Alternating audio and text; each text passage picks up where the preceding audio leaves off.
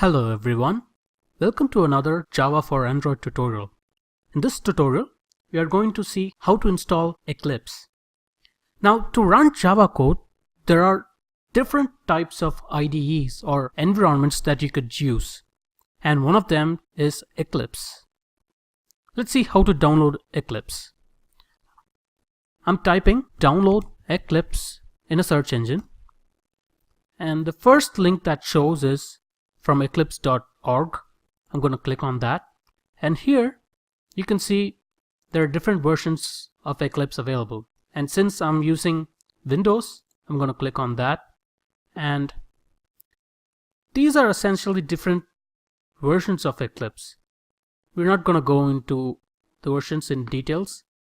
I'm just going to select the Eclipse IDE for Java developers, and I have a 64-bit OS. I'm going to click that. Let's click download. The Eclipse is downloading.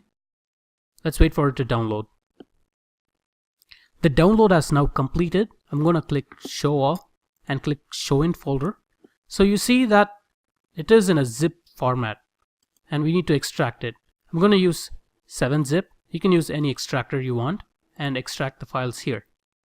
Let's wait for it to extract.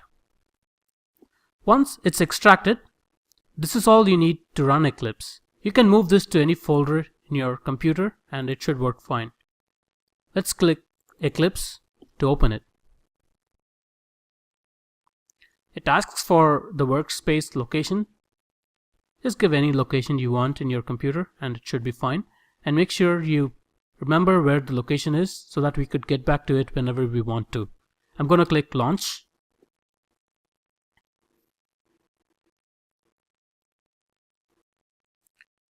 So in the window that opens, just click close as we don't require it. So you see there are three main sections in the Eclipse window. Here is the package explorer, and here's where you type the code, and here you could see all the other results that gets displayed. To begin working on Java code, we need to create a new project.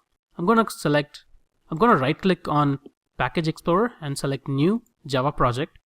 You can call the project whenever you want. And I'm going to call it Java for Android, since this is a Java for Android tutorial.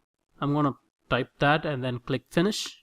As you see, a new project has been created. When you open, you see a source folder here. We need to create a new package inside the source folder. And I'm going to give the package name as variables, as this is the first tutorial that we're going to see. So packages are essentially collection of classes. And we need to create a class for this.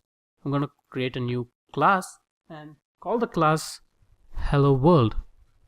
Let's run a Hello World program.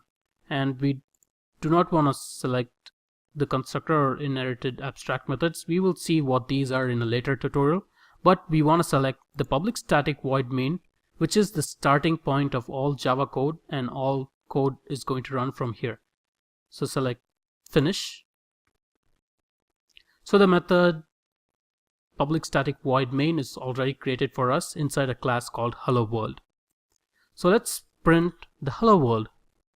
So I'm going to type in sysout. This is a short form for printing out. So once you type sysout, press Ctrl space, and you could see something called as print to standard out, and this would fill in the exact command that is required to print something.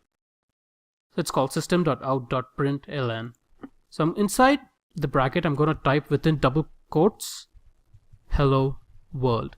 So as you see, each code in Java ends with a semicolon. If there's no semicolon, then it would throw an error. You need to end the line with a semicolon. So now I'm going to save the program by pressing Ctrl S, and once it's saved, we can run over here. The green color button over here, you can hit run, and this is where you can see the output. So we have printed Hello World, and that's what gets printed. I hope you managed to install Eclipse, the environment that we can run Java code in. We will talk about variables and other Java concepts from the next tutorial. This is Alex Vijayaraj. Have a good one.